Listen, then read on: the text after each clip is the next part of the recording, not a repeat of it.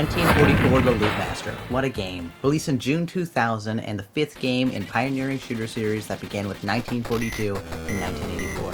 Continuing with 1943, the Battle of Midway in 1987, then 1941, Counterattack in 1990, and then the fourth game, 19XX, The War Against Destiny in 1995.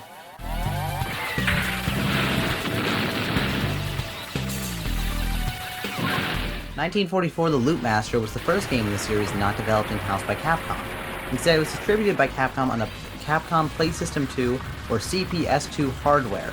This game was a conversion kit for existing arcade cabinets, meaning arcade operators, convinced to purchase the game by the flyer, bought the kit that included the CPS2 cartridge, two 8-way joysticks, four action buttons, two start, a marquee, an instruction card, and decals for side buttons. The game is a vertical shooter with a monitor in horizontal orientation, a relatively uncommon configuration as most vertical shooters of the time used monitors rotated 90 degrees known as tate, or vertical in Japanese. Created by legendary developers Rising, who previously developed the classic Battle Garega in 1996, Armed Police Batrider in 1998, and Battle Betrayed in 1999. With that kind of developer legacy, you'd expect a groundbreaking classic of a shooter, but 1944 The Loot Master is mostly a basic affair with no variable rank system or complicated scoring mechanics. You do get a bonus for wiping out more enemies, having bombs left over at the end of the stage, and for killing the boss before it runs away. It took us about 40 minutes to play through the 15 stages of the default single loop. You can keep pumping in quarters and credit feed to get to the end.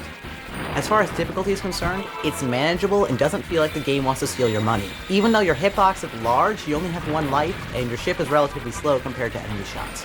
You thankfully have a life bar that can take multiple hits and be replenished occasionally with the POW item. Additionally, there are some ways to become temporarily invincible. 1944 The Loot Master only has two buttons, and unfortunately there's no autofire, so you have to mash the shot button. When you hold down the shot button, you stop shooting and begin charging a powerful shot that allows your ship to loop high above, rendering it invincible as you continue firing down on the playfield. There's no limit to how many times you can do this, but each time you do it, you will get an overheat warning for a few seconds. Bombs are similar to the charge shot, but they send in a barrage of missiles as you loop up in invincibility. Bombs, of course, are limited, and they can be replenished by item pickups. Speaking of items, it's again fairly basic, with extra bombs, POW health, 4 levels of shot upgrade, and a gold system where with every 10 gold you collect, you get a gold plane that flies down the side of your screen. When you destroy it, you can collect the item for two option-style side fighters. They will fly alongside you, both shooting and protecting your flanks. One interesting thing is that you cannot collect the side fighter's item from the other side of the screen. The left one is for the first player, and the right one is for the second player. You can steal the item for points, but you can't take those side fighters from the other player. By the way, starting in level 8, the side fighters get sleeker jets and lasers for some reason. Doing a research before playing the game, there wasn't anything explaining the most interesting game mechanic, which is represented by this number under the bomb icons. This number represents extra side fighters, which we didn't understand at first, before realizing that the bomb button can still be activated after you run out of bombs. Pressing the bomb button with no bombs in your supply will send out your side fighters in a kamikaze attack that resembles a normal bomb. If you have spare side fighters, 2 more will immediately fly in to take their place, and you can immediately send them to their doom. Side fighters are basically extra bombs.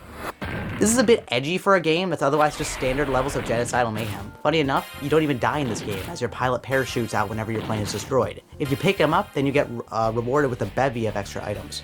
Yeah, only main characters have parachutes apparently, and a lot of the shot patterns actually force you to put your helpers under fire. I mean, do you want to die in hail of bullets, or go out in a blaze of heroic glory?